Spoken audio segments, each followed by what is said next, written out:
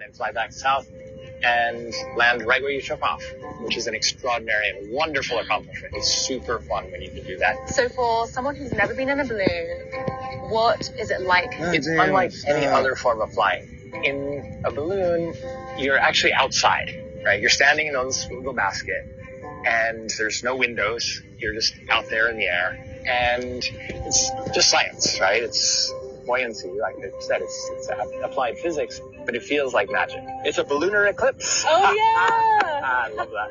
It's very calm.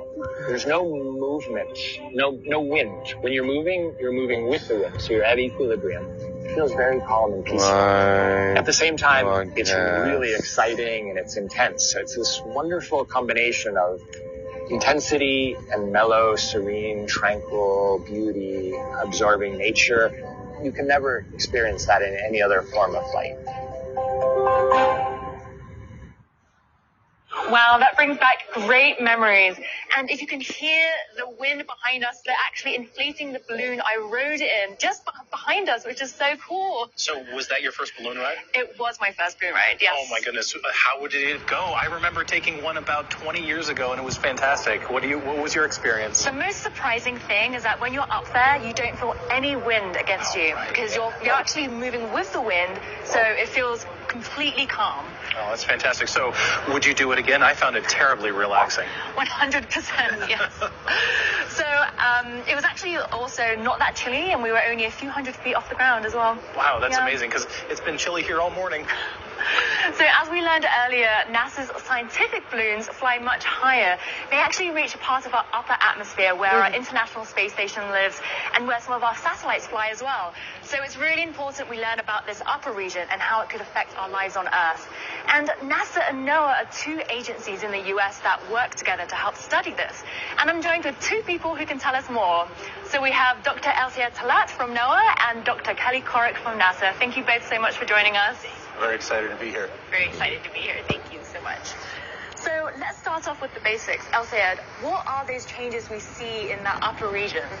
Well, part of what we call space weather, which is the variable conditions on the sun, the Earth, and near Earth space due to solar and geomagnetic activity and storms. And that can affect human activity and our technological infrastructure. Wow, fascinating. So, Kelly, how does space weather actually affect our life here on Earth? Well, Elsia had alluded to the fact that it challenges our technology. So our power grids are sensitive to those currents that can be induced by this, as well as our satellites could also be impacted by these flares or the space weather. And we get some beautiful things, too. We get the aurora out of it. Have you ever seen the aurora? I have. It was absolutely beautiful. I laid on the ground for hours in the snow watching it. So, talking about space weather and the activity in our upper atmosphere, how do NOAA and NASA work together to better understand those phenomena?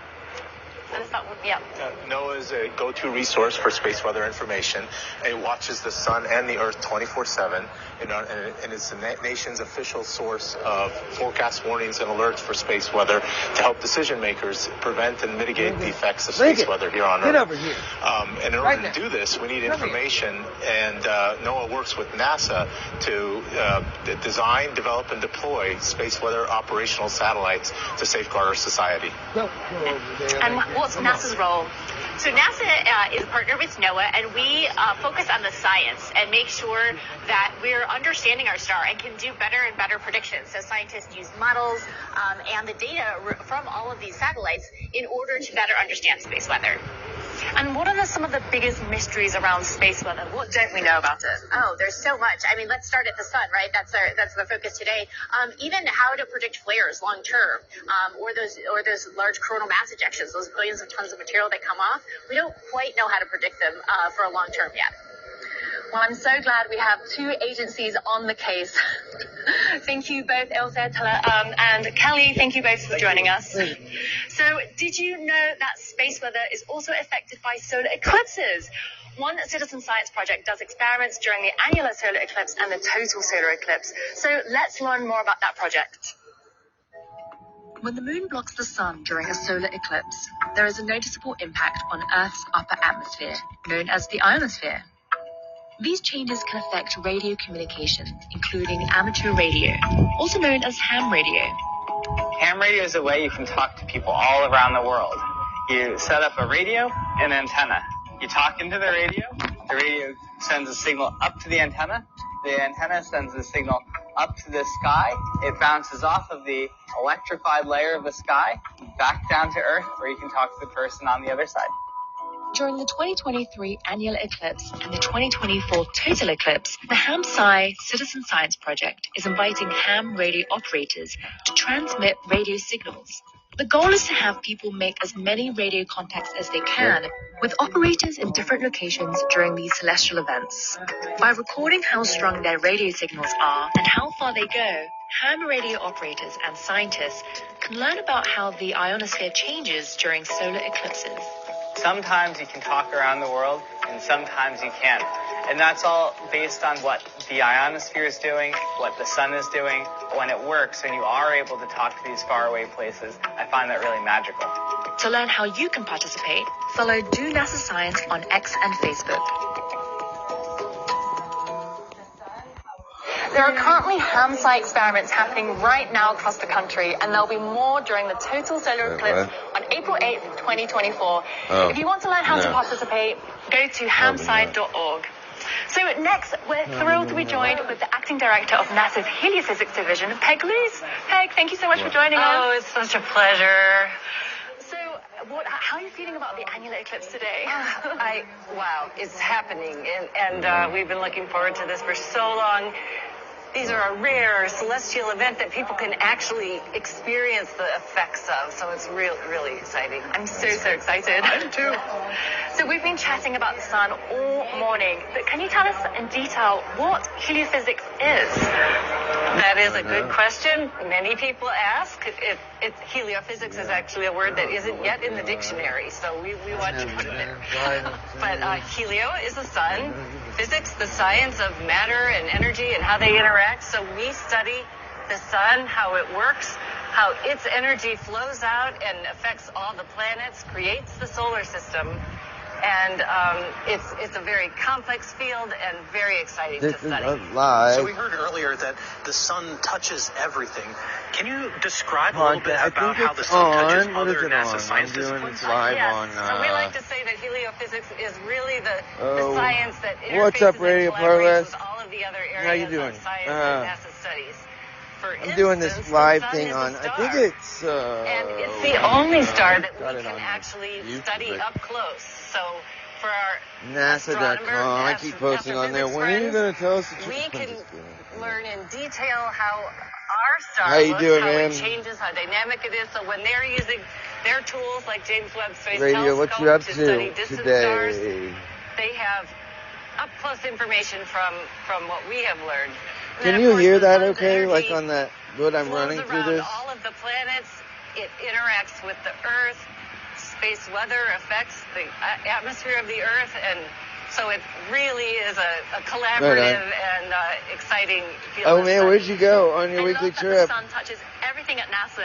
So how does NASA touch everything we have here on Earth? I love that picture of that cat you I'd have like on to take there. That's this awesome. opportunity to remind people about NASA science. So when most people, when they think of NASA, they think of astronauts and Oh human man, that's spaceflight, which is, awesome. of course, so exciting. Can you? But Damn, I NASA would love to go to science is Toronto. Can you rewriting see the eclipse textbooks thing where you're all at? the time. We have so many discoveries and just so much. Actually, We have a properly said. I'm Parker sorry, Solar I said Probe where that you're is at. flying I guess that's through not- the corona of the sun. We have the Voyagers that are outside the heliosphere. We have so much to learn that I could never even begin to talk about it. But I want to invite Man, how's people to go to Toronto look? NASA I bet at that's home awesome, and check man. it out. I'd love to go to. You'll get just a little bit of more information about all that NASA science I'd does. love to be there right It's an now. exciting time for NASA science. It really is. Yes. Thank you so much, Peg. Thank you. So Yeah, now it's let's totally get back to overcast the down eclipse here. event I'm in Hazel, Oklahoma, Texas, where we're about to and start it's tracking the overcast. It's start been of the annular beautiful. eclipse across the United For States. the last week, it's been totally like 60 Thank you, Joy, degrees. Michael, and Peg. And The Joy, sun's been you are out, and then absolutely right. today this Folks, whole we thing. are moments Go away figure. from the start of today's annular eclipse in Oregon. But now, I know I I'm don't know if excited. you This see won't it. be the Well, first completely time down I've here ever either. witnessed one of these events, and I hope you are too. It'll be my first annular eclipse as well. Lincoln, come here. But Where's the Tahira, ball? I was lucky Yeah. enough to see the 2017 total solar eclipse, and that experience was amazing. So I think we're in for a treat today. So this is going to be a totally new experience for you. It will be. Yeah. And so, Gina, actually, you know what? Let's go ahead and see if we can pull up the telescope feed from our friends at Time and Date. Wow. Look at that. San Diego. Oh, San Diego. We've got a live view of San Diego, California right now. Yeah, what a Colorado. beautiful partial eclipse. Yeah. I mean, the sun, it's a crescent. Normally we refer to the moon as a crescent moon, but this time it's the sun. And I mean, normally we see, the sun in the sky, the moon in the sky. Occasionally they might be together, but to see them overlapping, it really reminds you that we're part of this entire system. I know. And so interplaying together, right? And you can tell, I mean, from this view, you can really appreciate the fact that from our perspective, the moon and the sun seem to look like they're the same size, even though in reality they're not, right? It's incredible. You know what? Right now, let's go ahead and check in with James at our eclipse desk. James, what's the latest? Yeah, hate to hear us. So we have officially kicked off annularity here in the United States. If we look at our Eclipse Explorer, you can see that the area of effect of that annular eclipse has now hit Eugene, Oregon. They should have a phenomenal view there. And just a reminder to all of our viewers who are in that region, the Pacific Northwest, be sure to use your eclipse glasses as you're looking at the sun and the moon above. You should have a beautiful sight at this moment. That's going to last for just a couple minutes, so really take advantage of that big moment. You just saw that view in San Diego. Even if you're outside of this area, you might still have a beautiful view of a partial eclipse. And if I zoom in onto our little area of annularity, you'll notice kind of a couple little bumps and things here, which you might initially think is because it's low resolution. Maybe it's a little bit, low res here, but the inverse is actually true. We actually have an incredible amount of data feeding into our Eclipse Explorer to generate the images and the predictions that you're seeing on your screen. This tool takes into account two unique things. One is obviously the topography of Earth, so mountains, river valleys, all kinds of little divots and things as that shadow moves across the land. But also, and really interestingly, it takes into account the shape of the moon. When you think of the moon, you might just think it's perfectly circular, but there are so many little objects like mountains and craters and all kinds of things dotting the surface that are all being fed into this prediction that you're seeing here that will then show you exactly what the shadow is going to look like. You won't really be able to see this difference from the ground, but if you're up in space looking down at this, you'll actually be able to see that area kind of ripple almost as it's moving across the terrain. So definitely I encourage you to check out this tool. It's a really phenomenal one that's really just using so much data to feed into this. See it, actually. And again, even if you're outside of this area, I encourage you to use the clouds our for a tool second. to kind of predict what you're going to see. So if I scroll all the way over to the East Coast and I zoom all the way out here, you can just see just how large this area of parts. Try this. Oh, it did. Oh, you can see it when you record it. Fucking cool. Oh, wow. That's fucking rad. Okay. I feel fucking stupid.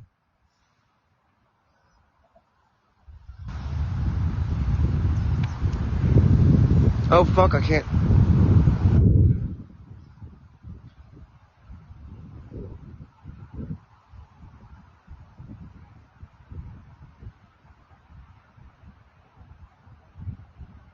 I don't know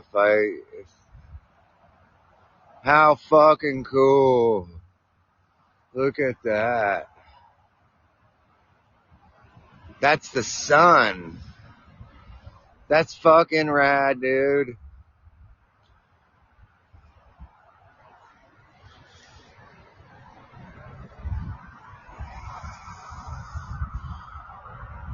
Man, get your cell phones out, everybody.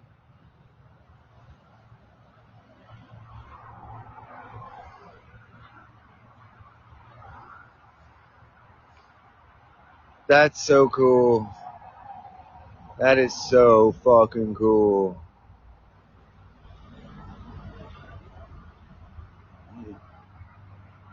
I wonder if anybody in my podcast, I wonder if that cut my podcast off. I bet it did.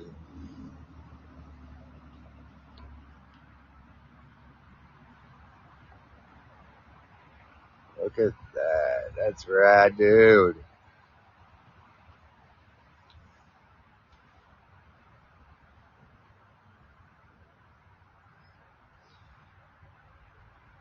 How cool is that, Lincoln?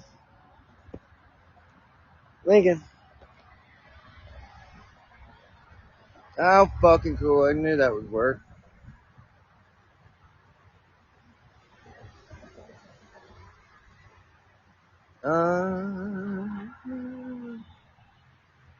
Man, I wish that I could. Okay, wait. Sorry, everybody. I don't know. Well, don't look directly at it with your. Ah, it's so red. That is not the moon. That's the sun. That's fucking rad. I mean, flipping rad. I have to take the edit. I mean, don't cuss, Lincoln. Lincoln, don't cuss, okay? Linky, there's my dog, Lincoln. Lincoln, hey, Bubba. Did you look at that? He's like, throw my ball. I don't care about the sun/moon. That's rad, dude. Cool. Come way back here. Wow, look at that. Hey, Linky, you want to get the ball? Come on. There's your ball. Ready? Go get it. Oh, dude. Now let's check this out. There it is. Come way up on it. There it is. Awesome. Oscillated. Actually, the sun dims it out. I mean, the clouds dim it out so you don't kill your eyes. And you use your phone, and bam. And that's rad. That's so cool. That is the sun. That is not the moon. Solar eclipse. What's today? Saturday, October 14th. Yesterday was Friday the 13th. Lincoln, come here. Look at that's rad. Look at how that does that. Lincoln, come here, Bubby. Come on. Get your ball. Get your ball. Yeah. We'll post this on our on the Noah Mail podcast. All right, now we're gonna do this again. That's so cool. Yeah, dude. That's awesome. I'm so goddamn smart. I'm just kidding. See, look at that. How cool is that? Look, man, that's awesome. Look, it comes out and then boom, man. God, that's awesome. What's wrong, Linky? Lincoln, is your ball over there? Sorry. Come here, Linky. Oh, no. Oh, no, we lost it. Let's see. Wow, check that out. Lincoln, come here. Dad, I can't get my fucking ball. My ball. Oh, now it won't. Now it's, I think the clouds are too. Oh, there it is. There it is. Cool. God, that was rad. Oh, Lincoln. Come on, bub. Oh, come on, Lincoln. What? What you want, Bubby? Is your ball lost over here somewhere? That, my ball is gone. Oh, God damn. Then I just... Linky, I don't know where your ball went. But I'll get it in a second. Yeah, it's so cool.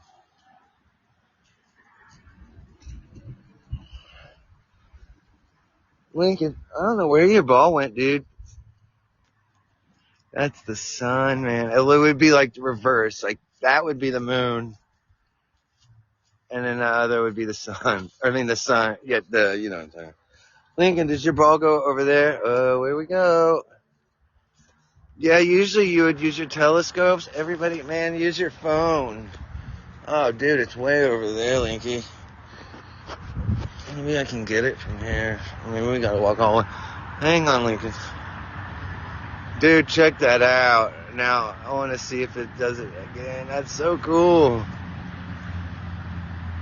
It almost did. It almost came into view. Lincoln, stop. I can't help you right now. No. Go around and get it, Lincoln. Oh, come on, Stinky. You're such a... Go get your other ball for a minute. I'll get it in a minute. There it is. It's almost over. We're almost done. Well, it's not almost done, but I can shrink this down into so awesome. This is live at... What time is it? Well, check that out. Lincoln, stop. Please stop for a second. Shut up. Lincoln, I love you, but shush. Shush. Wow, look at that. Lincoln, stop it. God, go get your other ball. Ruff, ruff, ruff, ruff, ruff, ruff, ruff. Lincoln, go get your other ball. You do it. I'm busy. I love you. A million. Cool. I'm so glad I thought about that. That's so awesome.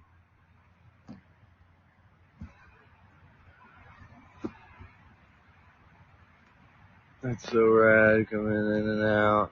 Oh, wow, that breaks right about there. Yeah. Man, if I were... Whoa, sorry. That's rad. That is so cool. Let's see, maybe I can post. I don't think we can post. Damn. That's so awesome looking.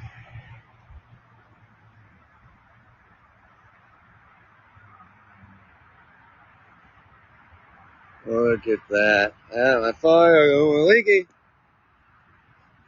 The mailman's here. Don't get the mail.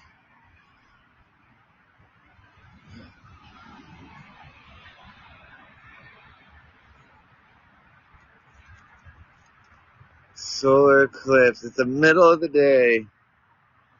It is. It's like 12 o'clock.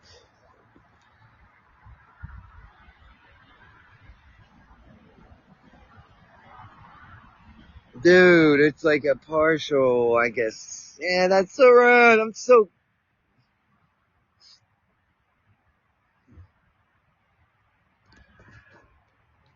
Alright, let's go on here real fast. Oh, come the whole time. Hey, use your phone. This kind of outer circle that you see here is areas that might be having a partial eclipse.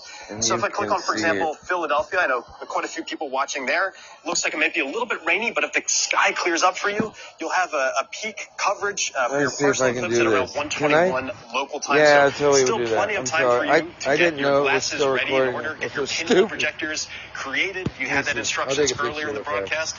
And really just take advantage of this incredible... Let me see. I had that, like... Okay, there it is. Okay. All rad. Okay. Yeah, I feel so stupid. I didn't know this was still recording. Okay. I'm an idiot. Celestial moment. These don't really happen very often. So it's a really unique experience to be able to witness this live from here in Kerrville, Texas. Just a few moments, we'll actually be able to have that view from right here. I can hear the crowd already kind of buzzing. People have all their glasses ready to go, already kind of looking up and observing that partial eclipse. You just saw the coverage in San Diego. This is really sweeping across such a big area of the United States, and it's going to continue to move closer and closer and closer to us. You can see already since I've just started... Oh, shit me. This conversation here, we've already moved away from Eugene, so they are no longer in annularity, and this is continuing to move into parts of Nevada. This will then continue to track further southeast to our friends out in Albuquerque at the Balloon Festival. They'll have a phenomenal view there, intermixed with the balloons and everything. It'll look awesome. Yeah, and you're also seeing right now our live view of Kerrville, Texas. You can see we're already in pretty good coverage here with the partial eclipse. I mean, I knew you could do that. I knew that if you used your phone, that it wouldn't coverage of the annularity to begin at 11:50. And I'll remind you again, if you're using our interactive tool, these are all clickable too. So if you wanted to click onto those and to see exactly what time and exactly what it's going to look like, actually, this is a prediction of what it's going to look like in your neck of the woods. And so, actually, the path you're seeing this moon taking is the exact path it's going to look. Thank you, NASA. I didn't know that I would still be recording, so the whole time I've been listening to you sound like a fucking idiot. Oh my God, I'm sorry. I don't know. That's so rad. I've been sitting here just fucking nerding out on this. Wow, man, that's rad that, yeah, like, if you zoom out and go back in, it's a good thing I'm not sitting there, like, talking about passing the joint around or something. I don't do that, Lincoln. I told you not to be smoking grass around people. There's an alien. I'm just kidding. It's a bird. It's a UFO. I was just joking. Okay, I'm so stupid. The moon's taking in real life for you. So that little googly eye is showing the directionality. So for us, the moon has already entered in from kind of above the sun here. It's going to continue tracking down, eventually giving us that incredible ring of fire effect. I can't wait to see this live. This will be the first time for me ever seeing an annularity live. I'm super excited. So the hit is coming up again in Albuquerque, New Mexico. Just a little bit. Look at a phenomenal view there. Keep tracking it. But for now, back to you, Tahira. Incredible, James. And I mean, I think earlier you said buzzing. Like, Gina, it feels like the town is coming alive. It is. Oh my God, is it?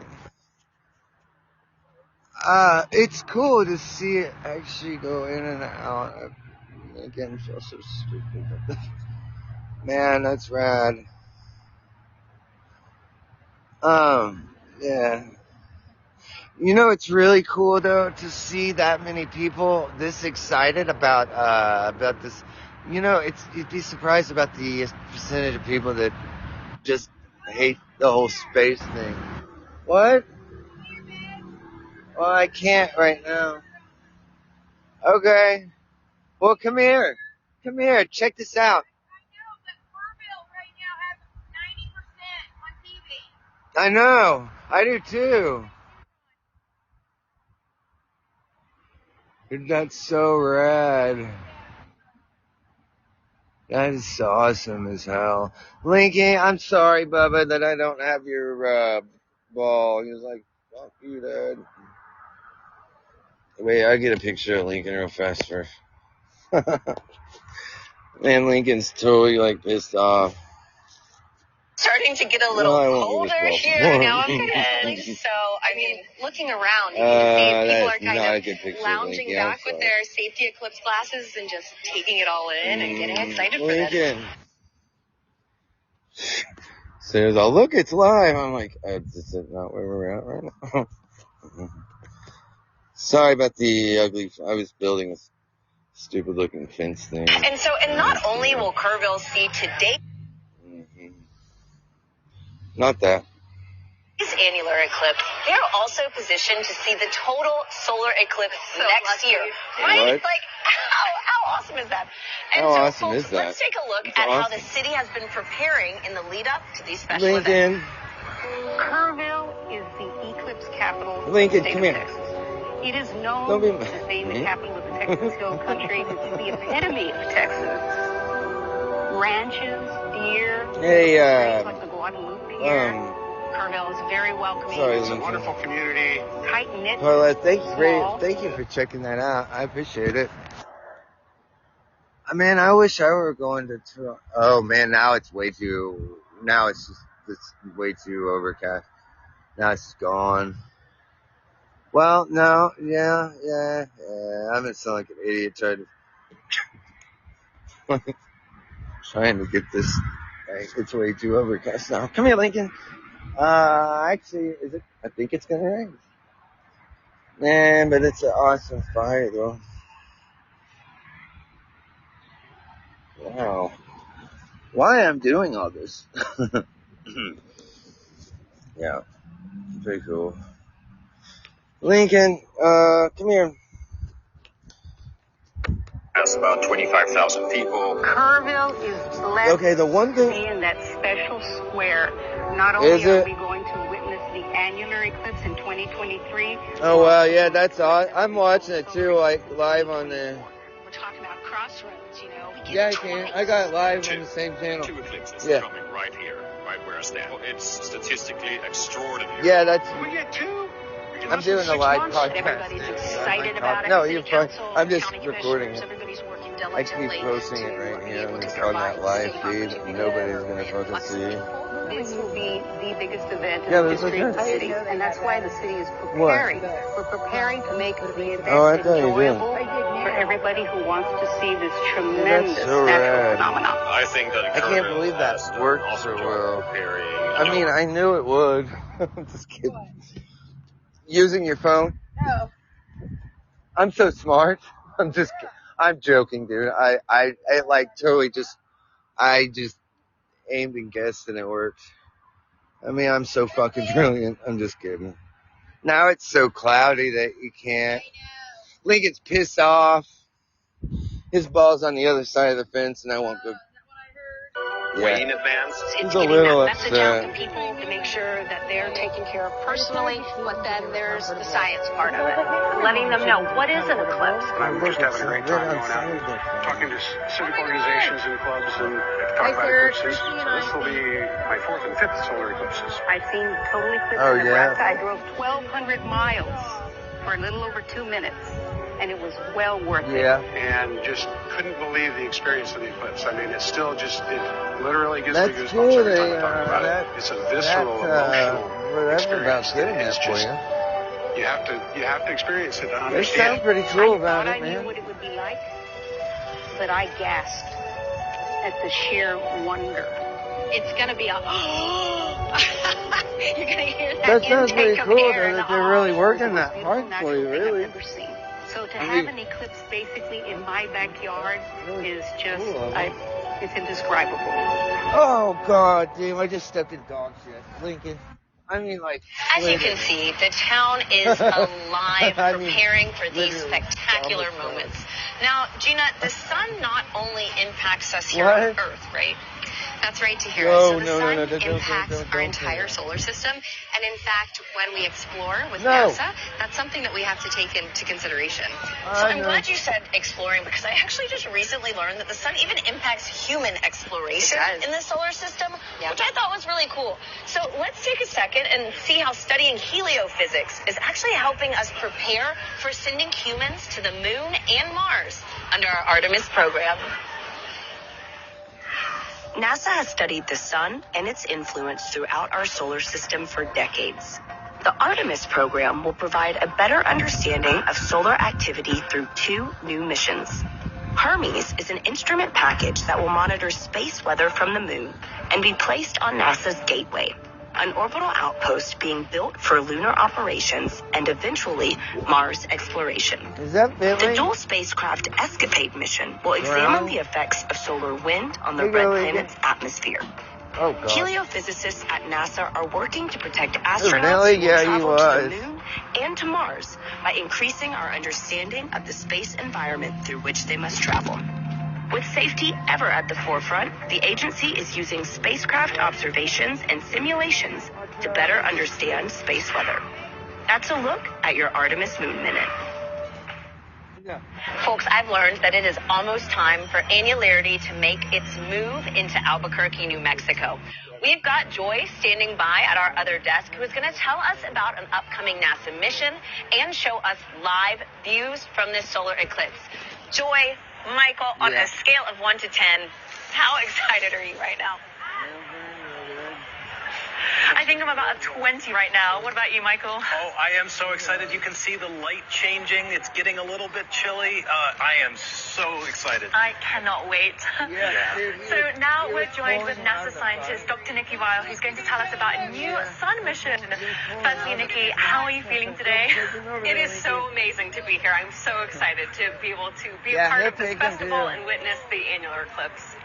So, Nikki, what is the PUNCH mission, and what does it stand for? So, PUNCH is a NASA Small Explorer. It stands for Polarimeter to Unify the Corona and Heliosphere. So the corona is the outermost atmosphere of the sun. It's the part of the sun that you get to see during a total solar eclipse when the moon totally blocks out the main body of the sun. There's 3 dogs that are back there. And then the heliosphere is they're probably gone now. A rabbit just, dude, these homes over back behind that fence for these rabbits, fills our solar system. Oh man, look at this! So I bet in this tree right here, Punch has a here, big outreach effort as well, especially looking at humanity's interaction with the sun and observing the sun. Can you tell us a little bit more about that? No way, that tree! Yeah, I bet that's home to a bunch of rabbits. The sun and the moon and those different cycles for That's millennia. so cool. And one place where there's a lot of evidence of that studying of the sun is over in Chaco Canyon here in New Mexico. And actually, that's so cool. Our Punch outreach team, some of our Punch outreach team is over there in Chaco right now, where there's just so much evidence of ancient and modern sun watching. That ancient sun watching there evidence is on the rock of the sun, there's this petroglyph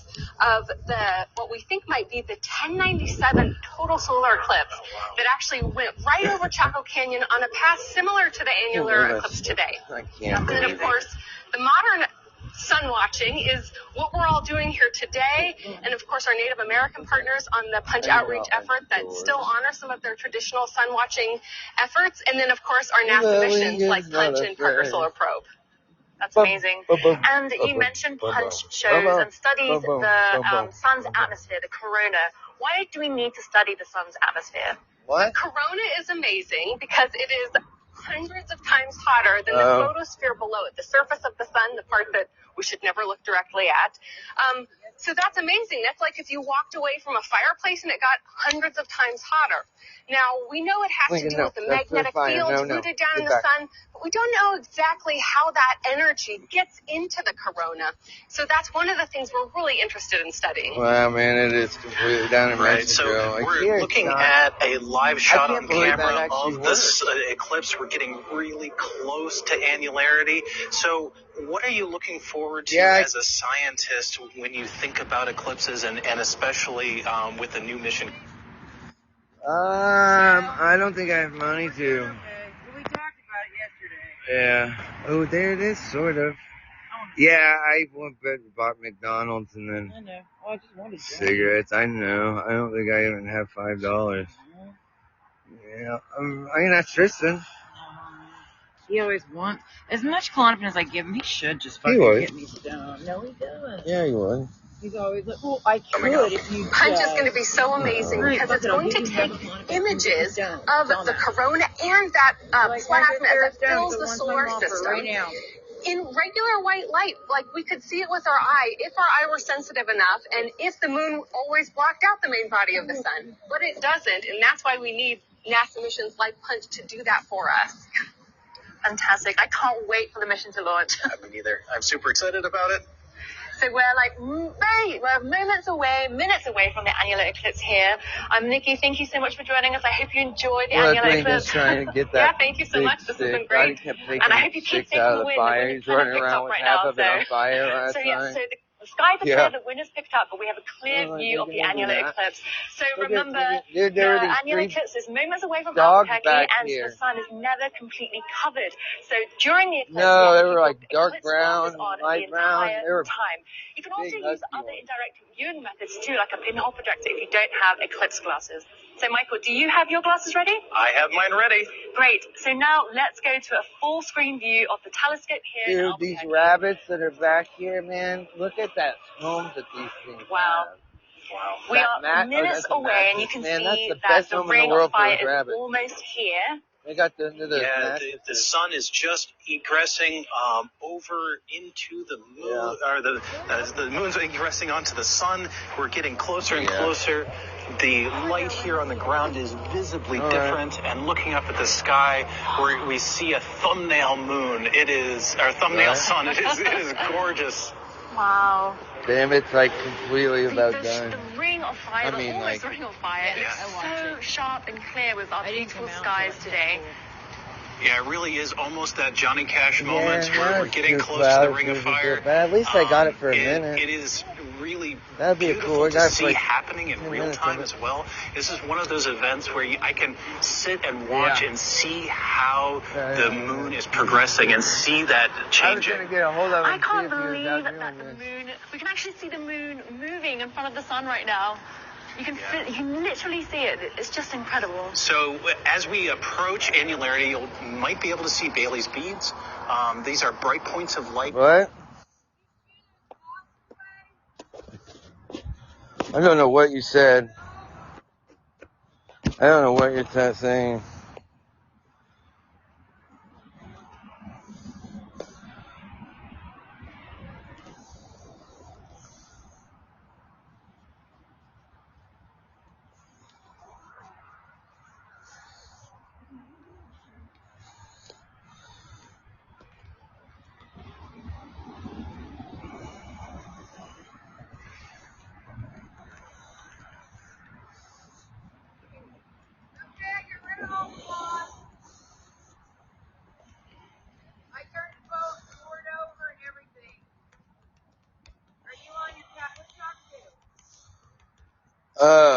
No.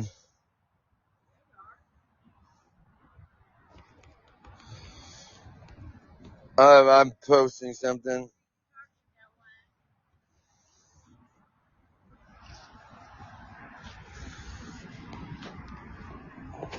Oh, where did that go?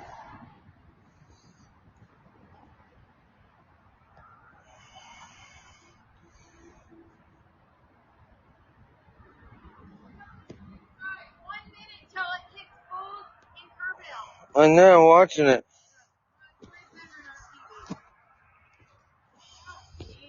What? What? I'm just, come here. I'm like, what? Oh, damn, I fucking don't fight with me. So rad. I don't want to go inside.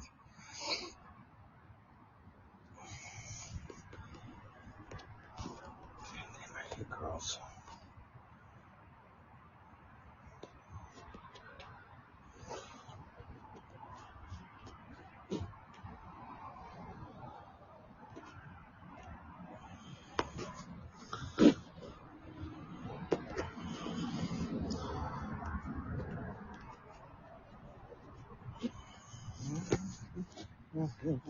Where did it go? There it is.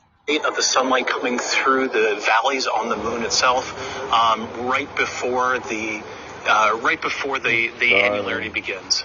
You can even hear the crowds in the background. You can just feel the atmosphere building up. Yeah, it is palpable. Everybody is super excited here.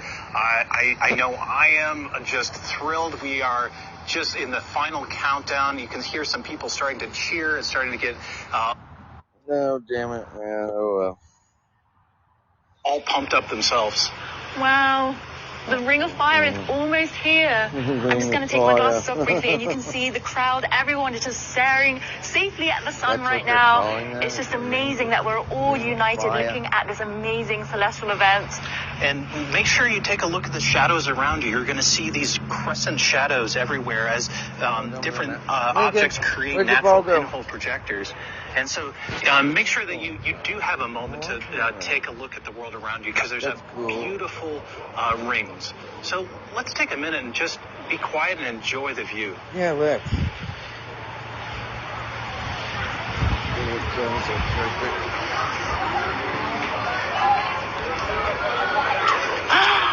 There's no...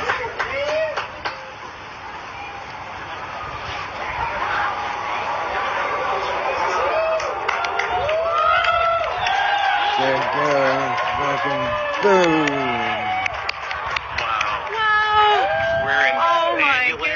It is a gorgeous sight to behold. Everyone is cheering. This is so amazing. Wow. That's pretty cool. Yeah. I'm so glad. This is amazing. You can hear people screaming in the background. People are so excited. And take off your eclipse glasses safely, of course, and make sure you look at the shadows around you. Look at how the environment has changed. Just make note of this entire event. Wow, this is so amazing. This really puts our planet in perspective with the whole solar system, you know? It's truly spectacular. It's one of those natural phenomena that I just feel so lucky to be here at this place at this time to be able to observe it. I probably did. Well, I'm just looking at a tiny pinhole below, and I see a little ring, like a little spotlight. This is so cool. You can see ringlets dotting everywhere around here. see people taking pictures of the ground. How are you feeling, Michael? Oh, this is spectacular. You know, we've been preparing for this event for so long. To actually be in this moment and to be experiencing it live is just tremendous. Joy, how are you feeling? I'm just in awe. You know, I can feel the temperature drop, and this ring of fire feels so long. It's just about 4 minutes long, and it feels just incredible that we are seeing the moon right in front of the sun right now. So that moon's shadow is traversing across the ground at a few thousand miles an hour, almost Mach 3. So even though it seems like it's lingering, it's actually making really good progress. And pretty soon our colleagues in Kerrville will be seeing the annularity too. Wow, and the crowds, everyone is still staring, looking at the annular eclipse. I love that everyone is here together, enjoying this together. Wow. Yeah, you can almost hear a little bit of an awe and reverence among the crowd. Like initially there was a bit of cheering, and then everything No. Fuck, I fucked that got up. a little bit quieter as people took in the sight. I think that, you know, as people experience this event, it strikes both, personal but also communal, and it's a really beautiful, beautiful event to see. I would say we have about thousands of people in the fiesta today, and hundreds on the museum grounds. Everyone is just excited about this eclipse, and it's just so lovely to see. I think also what I really love to do is to look at the crowd and see everybody looking up at the sky with their glasses on in the same place. It's fun to do a little bit of watching. I'm going to put the full picture that I got right there. Wow, this is a perfect ring of fire. It's just so crisp. Yeah, it's fantastic. I'm so excited for the science that is going to be coming out of this too. Of course, I always come back to the science, and this opportunity to have the moon covered to this extent is going to provide us really amazing data about how the sun and moon and Earth how they interact with each other. Oh my goodness. We have about 30 seconds left of annularity here. I just want to absorb this moment. It's so fast and so slow. Oh, it is. Definitely. Where's your ball? Wow, what a sight. Oh. Come on.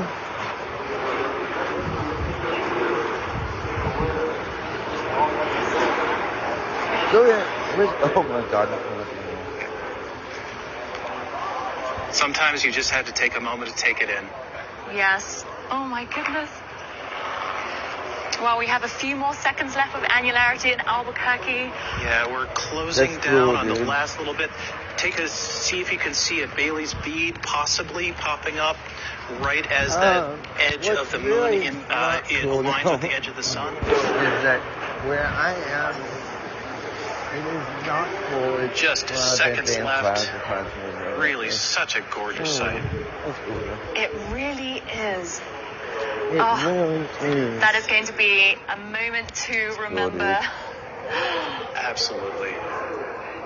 So Kerrville is going to be experiencing this very, very soon. So let's head back to them in Kerrville, Texas to see what they're up to.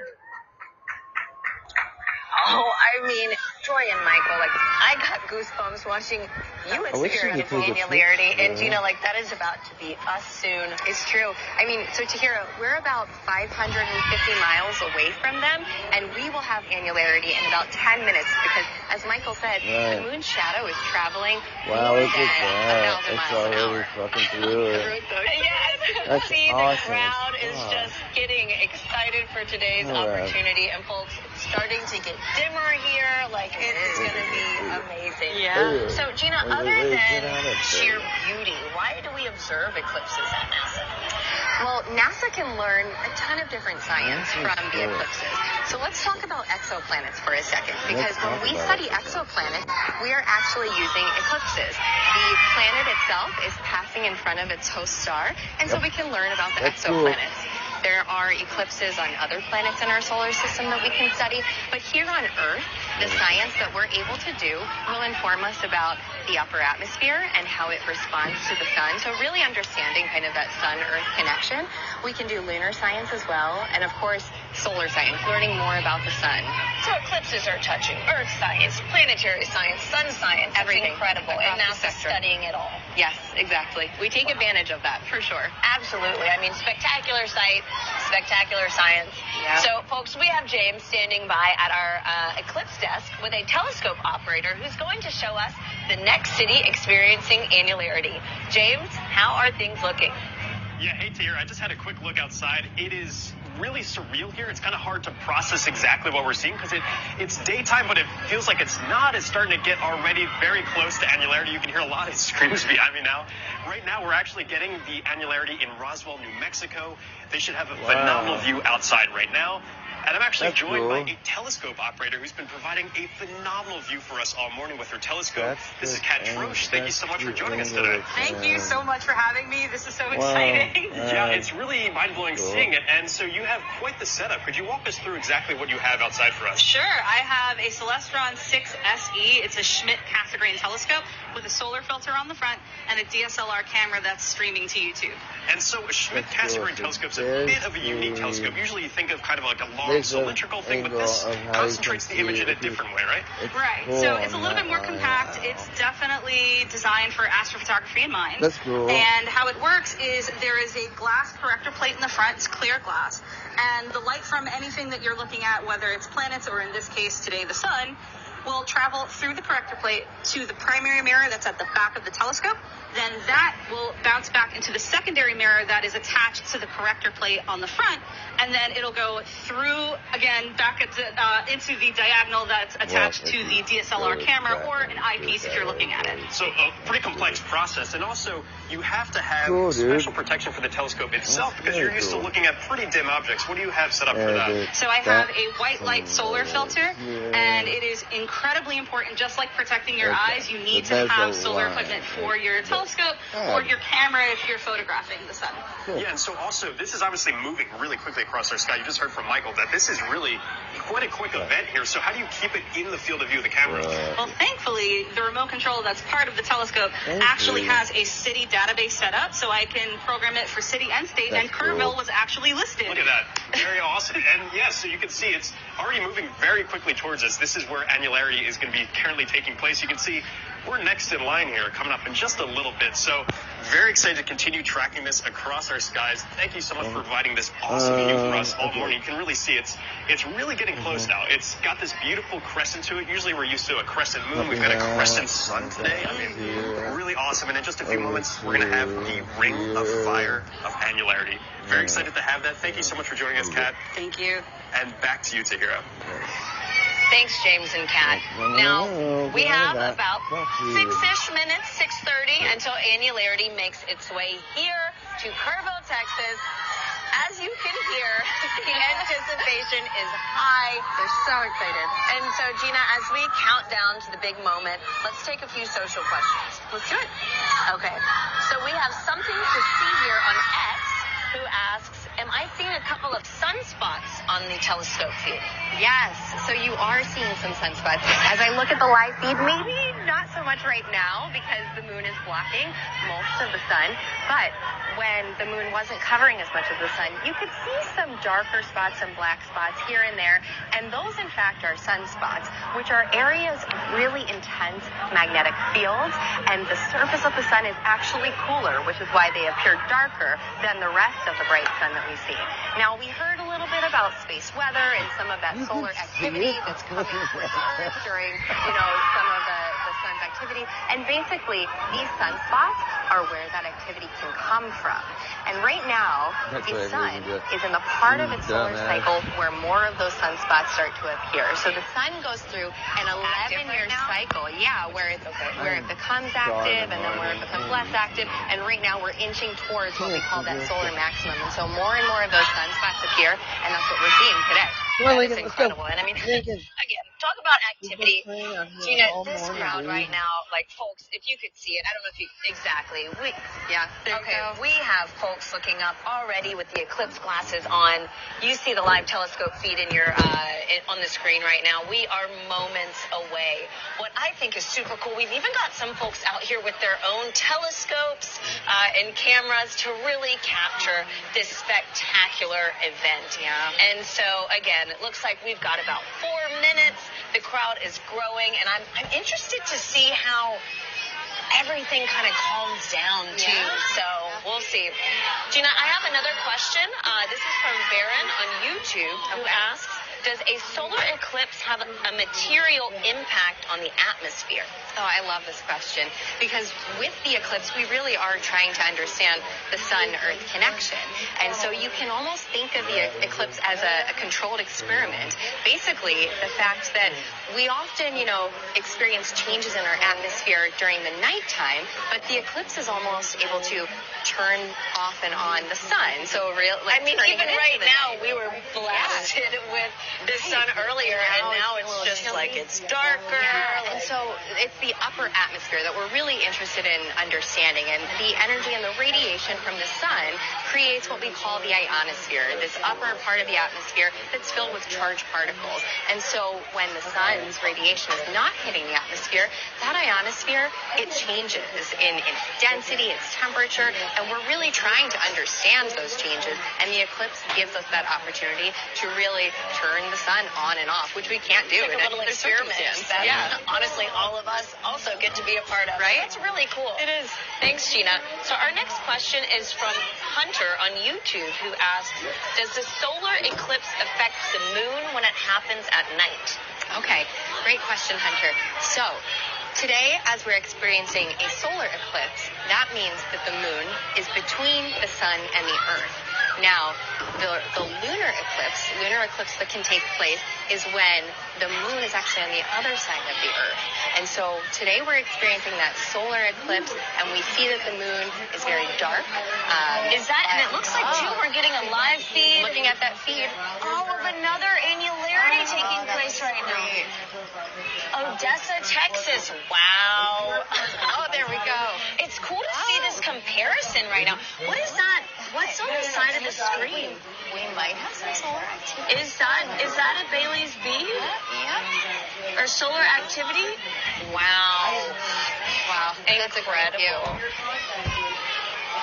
It is leaving Odessa right now and heading. It's coming our way. Us, Gina. Oh my goodness. In the other live feed that we just have that teeny tiny sliver of the sun left peeking out. Wow. We've got about 2 minutes here, folks. As you can hear, the crowd is chanting and counting down until our moment right now. Oh, that is beautiful. It's coming in so quickly, too. And you can. And I'm going to grab those glasses so that I have them. Okay, wow. So before we hit our moment and peak in annularity, folks, it's a good time to give a reminder that it is never safe to look directly at the eclipse without proper eye protection when watching even a partial or annular solar eclipse directly with your eyes. You must look through safe solar viewing glasses or a handheld viewer at all times. Do not look at the sun through a camera lens, telescope, binoculars, or any other optical device while wearing eclipse glasses. One more minute, folks. If you don't have eclipse glasses, you can use an indirect viewing method like a pinhole projector, which has a small opening and will project the image of the sun onto a nearby surface. You just heard it. We are under a minute away from the annular eclipse making its way across our area into Kerrville, Texas. It feels like it's gotten here so quickly. We've been counting down. I know. And now we're less than it is beautiful. And so, again, you're witnessing firsthand the moon passing between our star and the Earth. And we're taking this full screen right now. Gina, let's take this opportunity and get a closer look. All right. Oh, my God. And looking around, I mean, everything's so dim.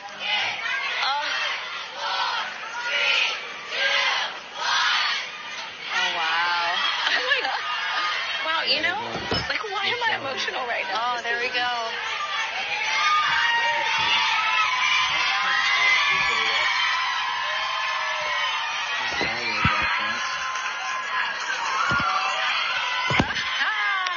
my God. I mean, it doesn't look real. I didn't think I would cry. Like, what the heck is going on? Wow. Wow, that looks great. You can just see, it looks like a perfect circle of the sun peeking out. It really is that ring of fire that we have here. Wow. Gina, I thought I'd have goosebumps, but I'm like literally shaking. This is crazy. I know, I agree. So, I mean, this is your first annular eclipse. I mean, was it what you expected? It is to hear. I mean, we've seen all of the photos from previous annular eclipses, but just as I look again, I mean, it's incredible how the moon and the sun are able to line up like this. And again, I mean, the moon is way smaller than the sun, but right now it's really giving it a run for its money. It is. Yeah. Why is that? Well, so a little fun fact about our moon, it's pretty incredible. It's 400 times smaller than the sun, but it's also 400 times closer to the Earth. No, and that 400 is a magic number here, yeah. The fact that 400 and 400, that means in the sky, the moon and the sun appear to be the same size. And that is unique to us on Earth. No other planet in our solar system has that ratio that makes it so special. So you're saying that if we viewed an eclipse on another planet, it wouldn't look like this? It wouldn't. I mean, I'm sure it would be great to see, but it would not look as spectacular as this. Okay, I'm going to turn behind me really quick. Yeah, looking around. And you can just see everything. The shadows are a little bit different. It's dim.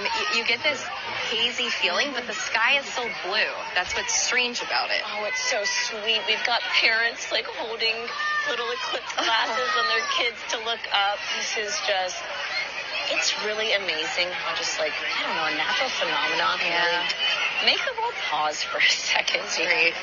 Wow. You heard the cheering and now it's quiet again as people are just looking. And so for us, this is going to last about 4 minutes until it crosses, right? That's right. And why is that? Is that the same in every city or? Yeah, so there's actually the length of the maximum eclipse can change based on several factors. I mean, each eclipse is unique. And so one thing has to do with where in the moon's orbit the moon is, because the moon's orbit isn't circular, so it will go faster and slower at different parts, and that will make the shadow travel at different speeds. Also, where the shadow is landing on Earth will have an impact, because if you're at the equator, you're going to be rotating much faster than if you were at the poles, and so for that fact, it changes the length of that maximum eclipse too. And that's true not just for annular eclipses, but for the partial eclipses, for the totality, for total solar eclipses as well. And I imagine, our folks at home getting some of those partial eclipses are also having a great experience too. Wow. I don't know what I expected, but it wasn't this. Like, this is incredible.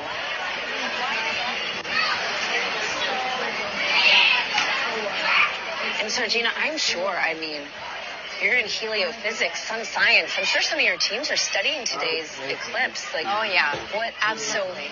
What kind of science can only happen right now, Right. We've heard about the sounding rockets that are experimenting. That's right. We saw one, studying the upper atmosphere. And so we're really interested in knowing, like right now in our location, as that radiation from the sun's being blocked, how does the upper atmosphere change? And so in addition to that, we really want to understand how those sunspots, what's going on when they're covered versus when they are not covered. We can tell the difference in that radiation that's coming from the sun. And so there's so much science that we can do. And this is just, folks, this view is just so incredible. Before we fully pass through this transit, let's check in with James at our eclipse desk. James, I know you are seeing this. What do you think? It's truly a surreal moment. It feels like almost nighttime. It's been really breezy, chilly. The shadows are all like little rings as well. It's just a beautiful sight. Kind of hard to put into words the exact feeling. We've been preparing for this for a while. We've, been tracking this all morning with our Eclipse Explorer, but actually to see it in person and to take it in, it's it's a really incredible moment. And this only lasted about 4 minutes. You can see on our Eclipse Explorer, this is already passing off of Kerrville, heading further southeast to parts of the Texas coast on the Gulf. And the morning is far from over here. For a lot of folks in Central America and South America, their morning is just starting off here. The partial eclipse is affecting still a large part of the region. You can see this whole area that's highlighted here in the larger ellipse here. That's all being affected still by that partial eclipse. And you can see on our track that this is going to continue moving further southeast all the way into parts of South America before the morning's over. It's been just incredible tracking this. And actually, Kerrville, we're in the path of the total solar eclipse for next year. So if I turn on the path for next year, you can see X marks the spot here in Kerrville. We're going to be coming right back here to witness this incredible cosmic event once again, getting that incredible view. Just really, again, very hard to put into words just how amazing this is. Just a stunning experience, and it's been an honor to be here with you this morning, tracking this event as it's moved across. We started the morning in Eugene, Oregon. Now it has arrived and already passed us in Kerrville. I'll continue to track it for a little bit longer here, but for now, back to you, Tahira. Thank you, James. And folks, this is just the beginning. Today's event kickstarts NASA's Heliophysics Big Year, which is a year where we're encouraging people to do as many sun-related activities as possible in the lead up to next year's total solar eclipse. Now, Joy and Michael in Albuquerque are going to share some of the ways you can play a part. Joy, what can we look forward to? Now that the annular eclipse is here, the fun has just begun. So today is the official launch of NASA's Heliophysics Big Year. This is a year-long celebration of solar science, and it's modeled after the Big Year concept from citizen scientists in the bird-watching community. So they're challenged to see as many birds as they can, but in the Heliophysics Big Year, we're challenging you to do as many sun science-related activities as possible. And so one way to participate is through NASA's citizen science projects. Here are a few sun-related ones you could join.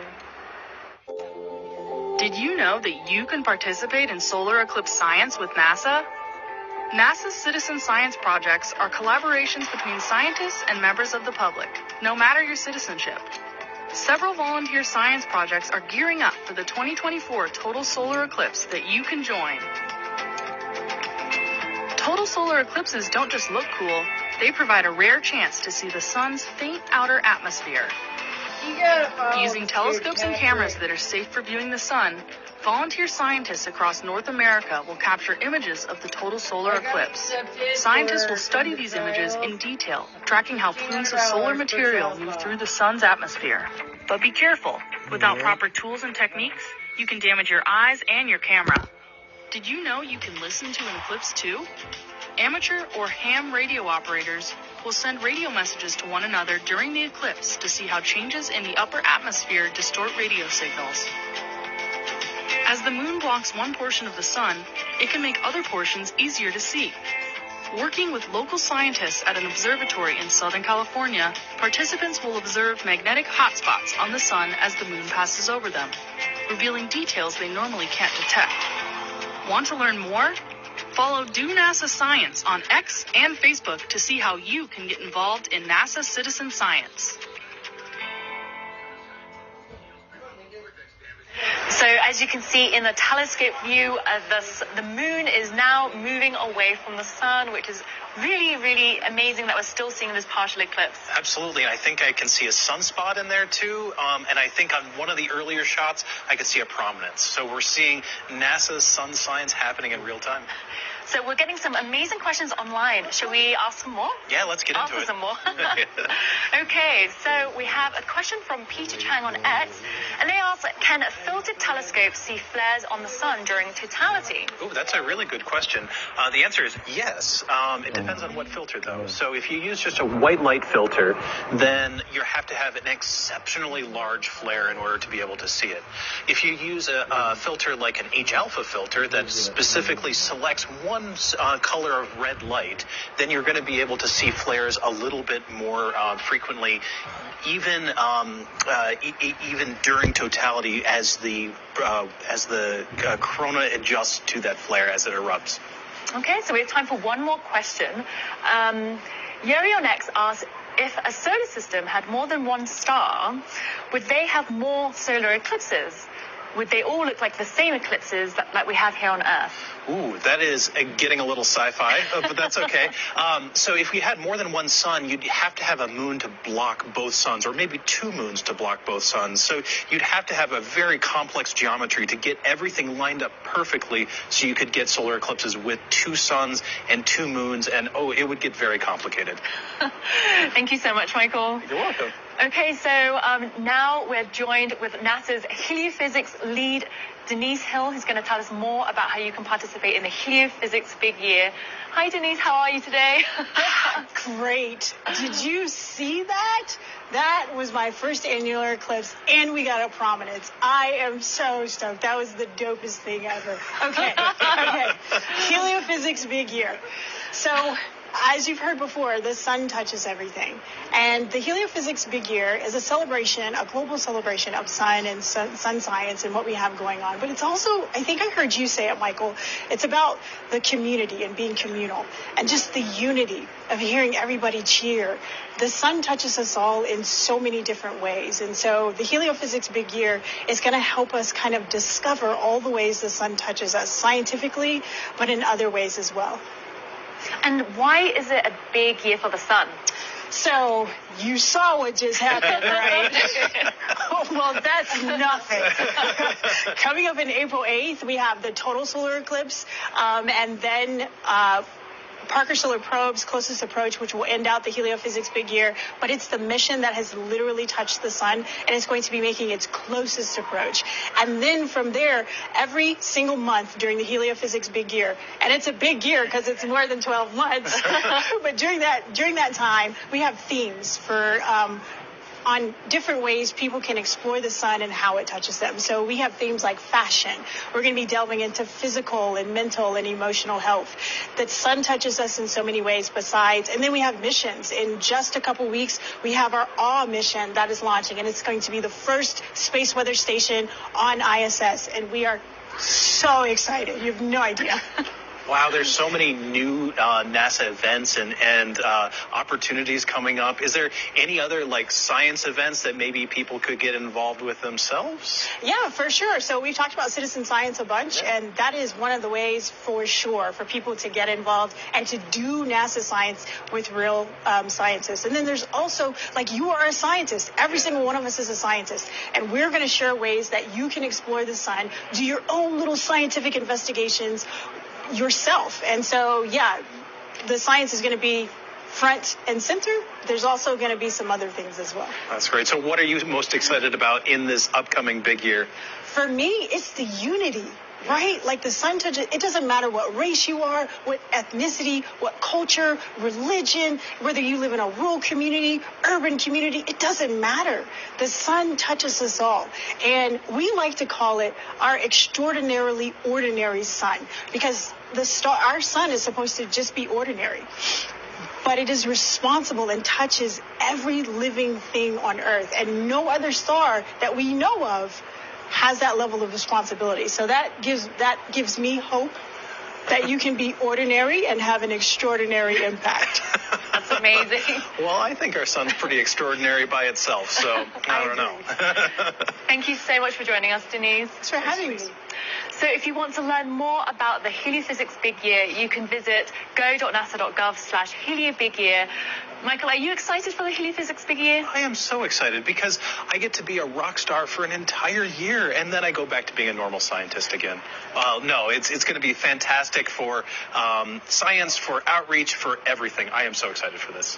Well, the Heliophysics Big Year has so many opportunities for folks around the world to get involved with NASA science, especially during the 2024 total solar eclipse. And one group of citizen scientists will be using their sensors to make observations. They'll gather sound recordings and help with data analysis to understand how wildlife will be impacted by solar eclipses. And you can help them too, no matter your citizenship. So now let's learn more. During a total solar eclipse, it is almost like day becomes night very quickly. So knowing that there's going to be a change in that light and life-giving energy means that we can predict when animals are going to have a rapid shift in their behavior, which results in changes in the acoustic environment or the soundscape. So the Eclipse Soundscapes project is a project to determine how eclipses affect life here on Earth. And there's a lot more to observation than just what you see. It's also important to think about what you hear. We're measuring how the rapid onset of darkness during an eclipse affects wildlife by measuring the changes in sounds that they make. The general public is best suited for this type of project because the general public is everywhere. And that's really the power of the participatory science component of this project. It enables recordings and observations of soundscapes across the diversity of ecosystems covered by the path of totality. We might think of some ecosystems having a greater influence of human activities on the soundscape, whereas in other ecosystems, say a remote part of a national park, you might have a lower influence of human activities and greater influence from the sounds of life and Earth.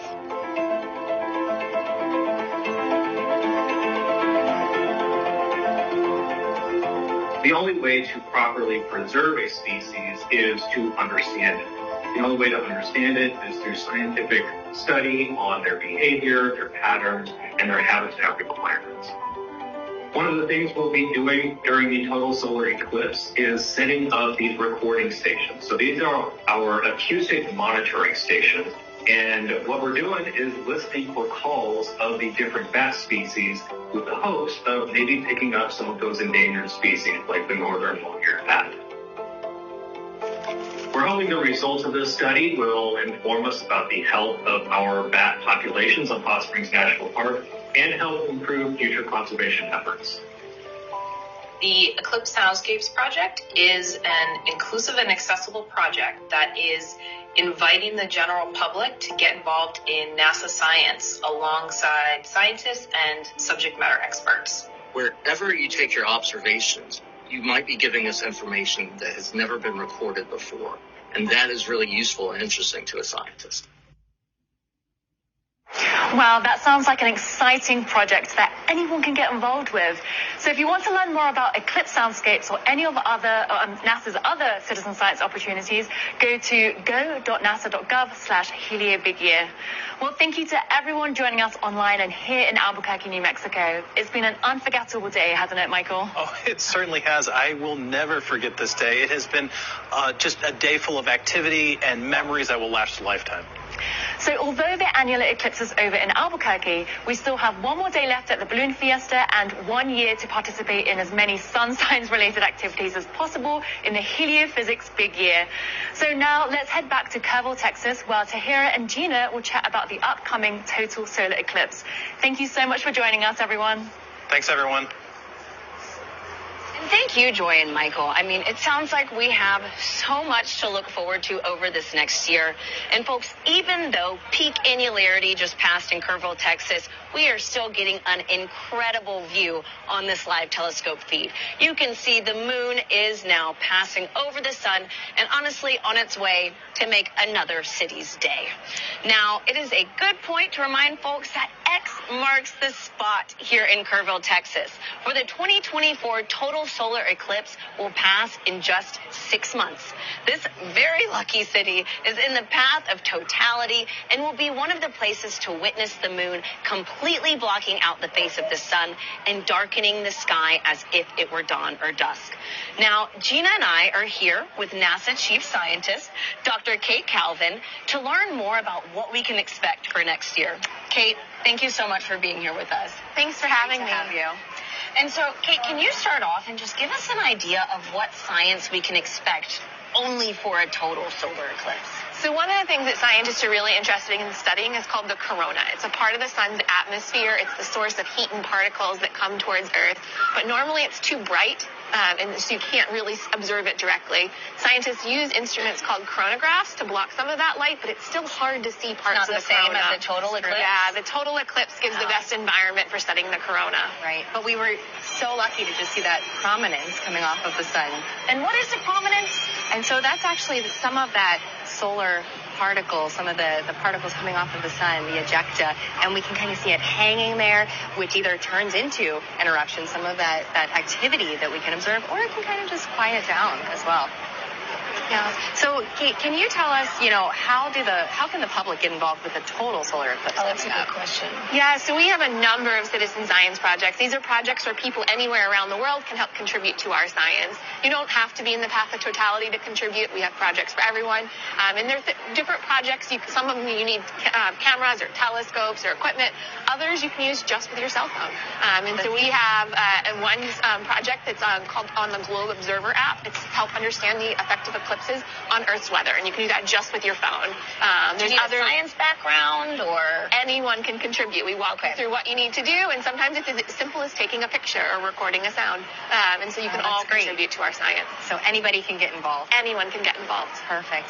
And then can you tell us a little more how the eclipse science that we're doing will help to inform kind of the broader science at NASA? Yeah, and so like I said, we're trying to study the corona, the source of heat and particles towards Earth. They affect Earth. They can disrupt electronics. They can lead to northern lights. So we're really interested in that in Earth and understanding the effects on Earth. But there's also the sun affects other planets and bodies in the solar system, like the moon and Mars. And so when we think about exploring the solar system, we want to understand the sun and its role in it.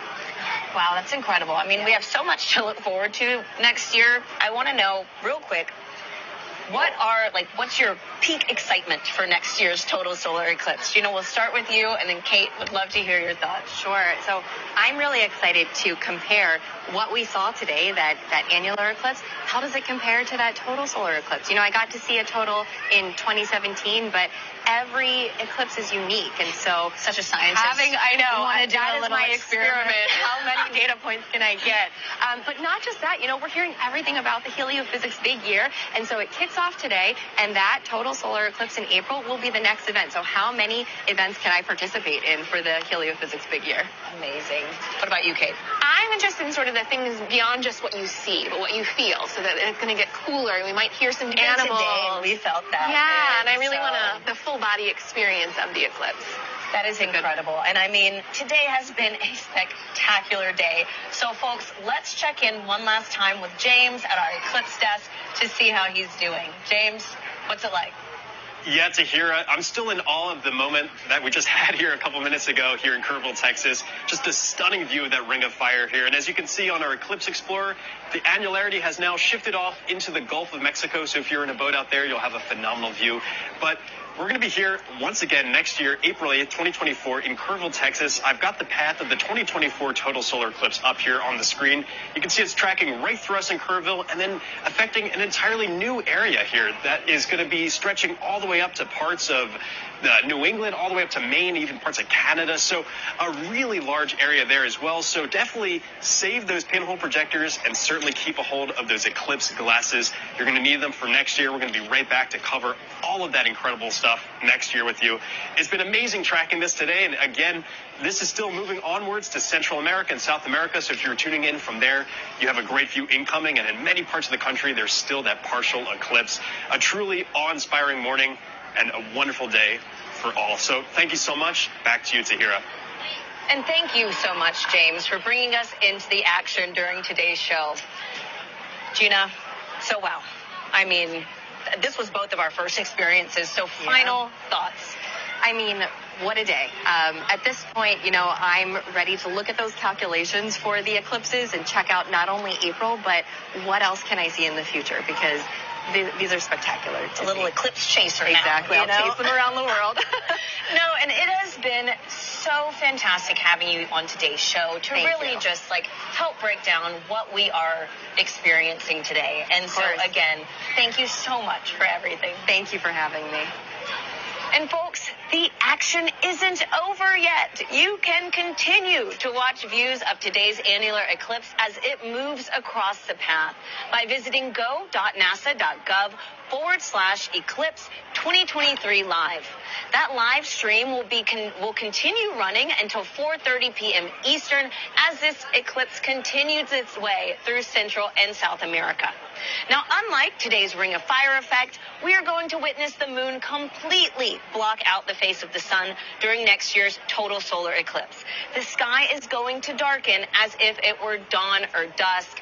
You can learn more about eclipses and what's in store for April 8th, 2024 by visiting go.nasa.gov/eclipses. The total solar eclipse is sure to be a rare event and one you will not want to miss. So stay up to date with sun-related events and how we are studying our star by following NASA's Sun on social media. Folks, thank you to everyone who has tuned in to today's coverage of the 2023 annular solar eclipse. We hope to see you back here next April as we ring in the last total solar eclipse that will pass through the mainland U.S. for 2 decades. Now, here's how you can celebrate the countdown to April 8th by joining our heliophysics big year. We are one of 100 billion stars in a vast galaxy, but for all of human culture on Earth, one sun that nourishes us all. That is what stirs humankind. That's what unites us.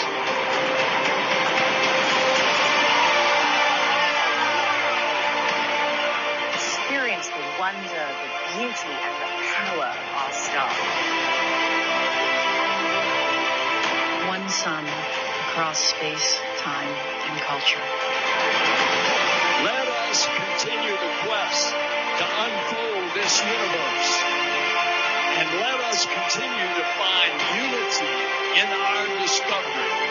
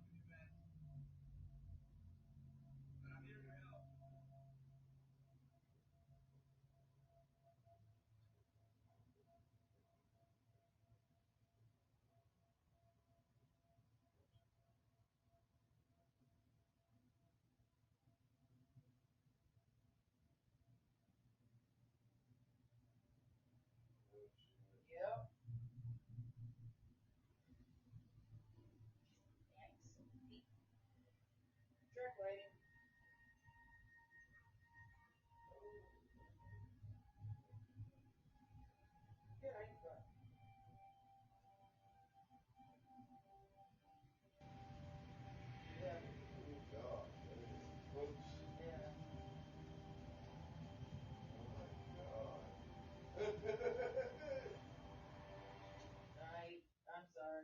I did. Fuck yeah. Dude, I mean, who the fuck would you? Yeah. I mean, really, like, what do you turn it in and then what?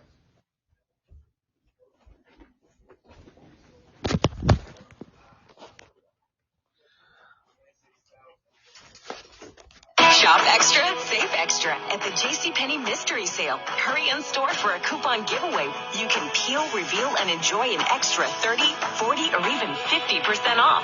So, how much will you save? JCPenney. Make it count.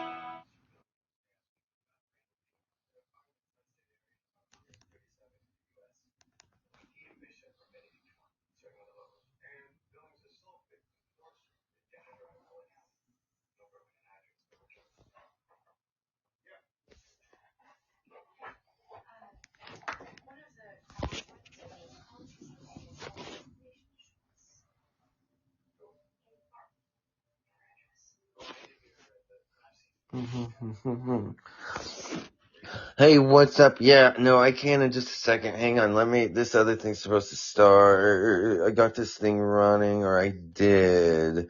Sorry, hang on. Oh, it's running and then I've been listening to this thing all day. It's running in Mexico, but I'll be right there. Where do they have these ships that you're talking about that are too large ship? Whoa. Hang on, I'll be right there.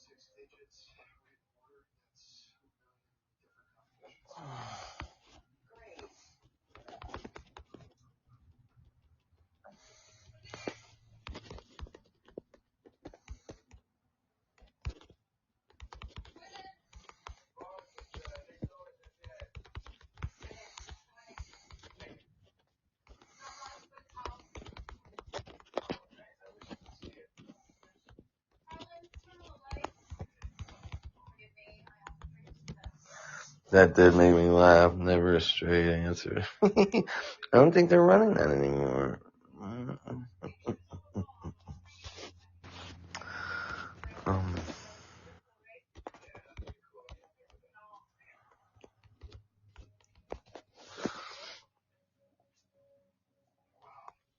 Picture on the left that is taken from Florida in Titusville, I believe. Oh, that was from Ryan at the Florida max, which is a little over 50%. Wow.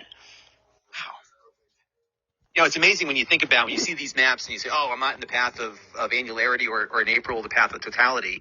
Reality is, even if you're not, you're going to see something. So plan ahead, even if you can't make it to, so remember, April 8th, 2024 is the date of the full total eclipse. Even if you can't make it out, if you follow the link to that science.nasa.gov website in our description, you'll have some great information about what you can expect. And I recall where I am in Connecticut, even though we were not in the path of totality, I did the colander trick we talked about earlier, and I was able to see all sorts of cool stuff just out in my back porch. And it was kind of cool. Even the leaves, like what Jason experienced earlier, I had some really funky shadows from the leaves on my trees and stuff going against the driveway. It was really, you can still experience some of this. Absolutely, so yeah. You can get creative. Absolutely, you can get creative. And this is the shot currently from Albuquerque where Jason's camera is stationed. And we're going to be saying bye-bye, Moon, in a few minutes. Not for long. Well, yeah, it'll come back out. It's already afternoon here, at least, in the East Coast. Very cool. And here's our view from Starbase, where things are beginning to look a lot more normal again. And, well, as normal as it can at a giant rocket factory in Texas, right. Yes. And they're building more high base there. It's just like they can't. They're building so many rockets, they got to build more buildings to store them all.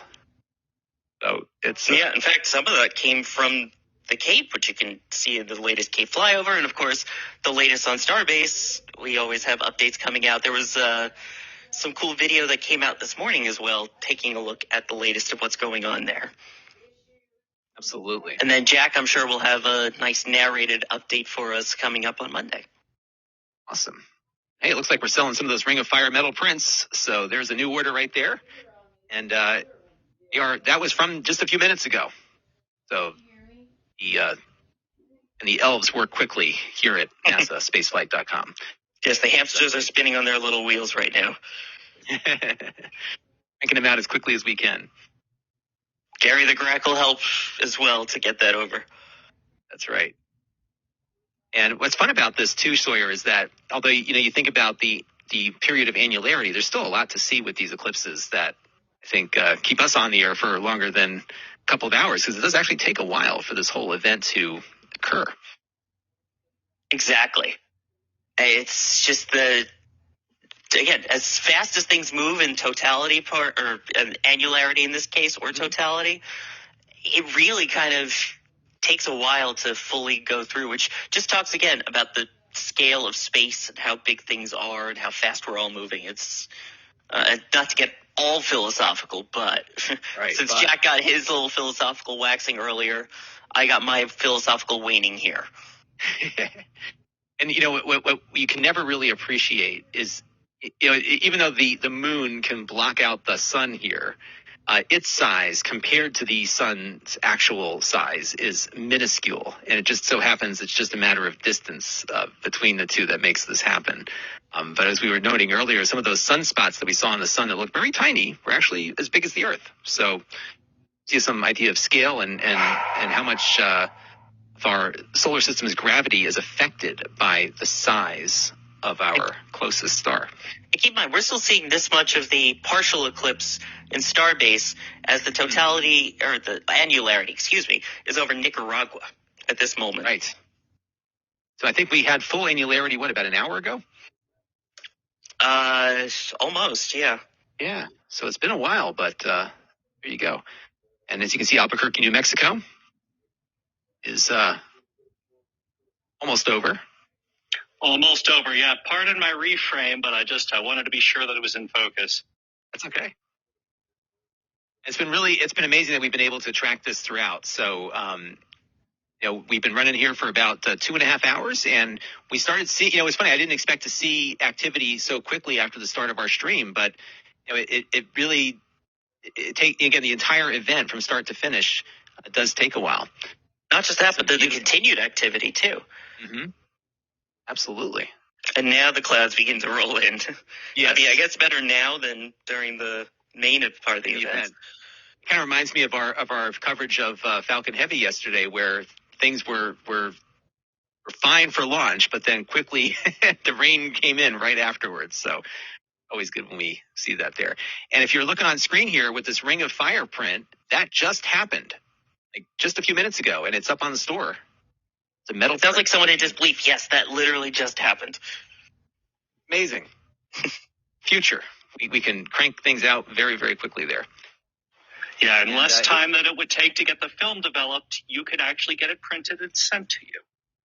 Amazing. It's amazing. And we have a super chat here from Dave Tracy. Wanted to know, can the ISS see the eclipse? And I guess if you're in the right spot, Sawyer, you could see it on the ground, right? Yeah, if you just happen to be in the right spot, absolutely. And think about all the orbital calculations you got to make for that one, because the ISS is orbiting around the Earth, and you have to be in orbit at the right spot at the right time in order to observe that shadow. I think earlier we had some images from space of that shadow on the... during a total eclipse, yes. Right. Mm-hmm. Right, here's our view from Albuquerque. And so that shot there, again, came on the left, came from our friend Matt Reese, a fan of the channel, who has his own space balloons. And this shot was from one of his space balloons during the total eclipse. And you can see the edge of the shadow there, which is so awesome. It's a little closer to Earth there. And he's got this cool 360 view here. That was from his balloon that he launched right when the total eclipse happened a couple of years ago. I'm sure he's getting ready because April 8th, 2024 is the date in which we will have another total eclipse across a good chunk of the United States. And if you go to that science.nasa.gov link in the description, you can learn more about it. Yeah, if you click, there's an option to compare paths to 2023, and then if you just hit 2024, you can see. And you can also, again, see places like Kerrville, just northwest of San Antonio, that got it today for the annular and will get it in 2024 for the total. And we have some super chats here from Akar Baines, who had a 1-month Red Team member milestone and enjoyed the content here. We also need some member content for this eclipse. I'm sure we've got plenty of stuff cooking on that. We have a new PadRap member here, Eric Ramos. Thank you very much for your support, everybody. This has been a fun stream today. Oh, yeah. And it's fun, too, because when we have one of our rocket launches, typically things kind of end. The satellite's deployed and we're off to the next mission. But this is an event that goes on for a while. Well, yeah, but even still, the pictures from it will last. And it's not like a rocket launch where, that's it. Or, because each launch is slightly different, too. Right. Now you get the next eclipse to look forward to as well. Although at this rate, I think the next launch is going to be a couple days away, whereas the next eclipse is 2024. Right. So April 8th, mark your calendars, and I'm sure we'll probably do some kind of stream at that point, and we'll have people all over the place. Hopefully I'll be up in Vermont for that. It looks like Sawyer, for that. Yeah, perfect. So we'll have people all over the place. And, I would say as we're looking at this image from Albuquerque, I think we're getting close to end of our stream today, huh? Yeah, I would say as the eclipse begins to wrap up here, I think it's time for us to wrap up here. Excellent. Well, we've got some people to thank who brought all of this to you. So I want to thank Jason Bach, who was over, I get your last name correctly there, Jason, over in New Mexico? It's pronounced Beish, but that's fine. Beish. Got it. Sorry about that. But thank you very much for the effort, because I know how much it took to get all of that equipment in place and functioning in time for the stream today. So thank you very much for that and providing us your commentary as well. Hopefully we can reconnect for the next big event that's taking place. And Jack over at Starbase, thank you, Jack. I'm glad we had we could experience this today. It sounds like you really had an experience. Good day. Very good day. Thanks, everybody, for watching. And also for Sean Doherty for taking that awesome picture that you can find in the shop.nasaspaceflight.com link in the pinned chat. So great work, Sean, on that picture today. Thanks a lot. And also, Kevin Michael Reed, behind the scenes, getting all these images up for you all. And he got all those cool clocks going, and I was really working hard on getting the stream to you. And it's funny, Kevin's not far from me, where we are here in Connecticut. So good stuff. So Sawyer, I think we're ready to wrap this one up, right? Did I miss anybody? Hi, I'm right here. Oh, geez, I forgot to even acknowledge you, my friend. Well, thank you for co-hosting with me today. And it's always fun having your expertise to help guide us through these adventures. So thank you very much for that. My absolute pleasure. Years ago, I got to intern at the Goddard Space Flight Center and see all of their solar observations that they do and the space weather and everything that comes with it. It is so fascinating. I absolutely love solar science. So this is great to get to talk about it. Awesome. And I just see in our back channel here that our views so far have exceeded what we had for Falcon Heavy yesterday. So the sun is definitely of interest to our viewers. So we will note this for future adventures. And if you happen to be tuning in right as we're tuning out, it's really worth your time to go back through and rewind and watch, because you can see the progression. Obviously, you can see the image that we have here today, or right this second, of Albuquerque, New Mexico. But this was in full annularity just not too long ago, so check it out. But that is going to do it for this marathon stream today of an awesome solar event, and it was a pleasure sharing this experience with all of you, everybody. So thanks for watching, and hit that notification bell because we stream all the time, and you never know what we're going to stream about. Space. So there you go. All right. Have a great one, everybody. And until next time, this is Lon Seidman on behalf of NSF.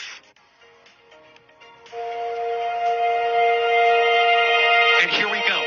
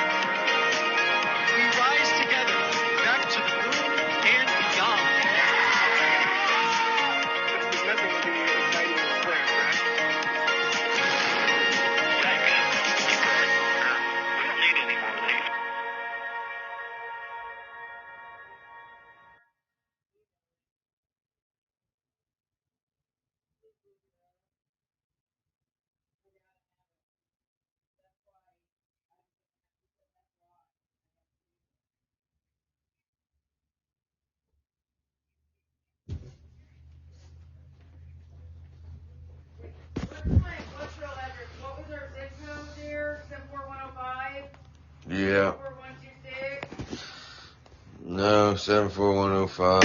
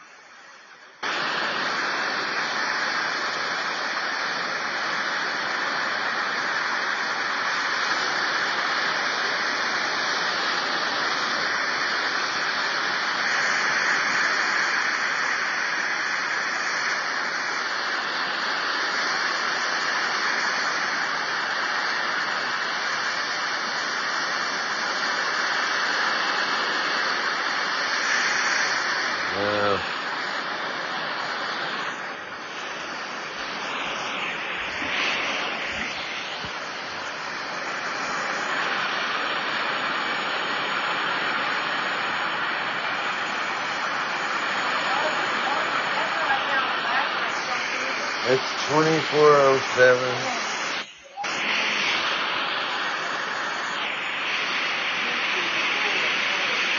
East 55th Place. Apartment 67.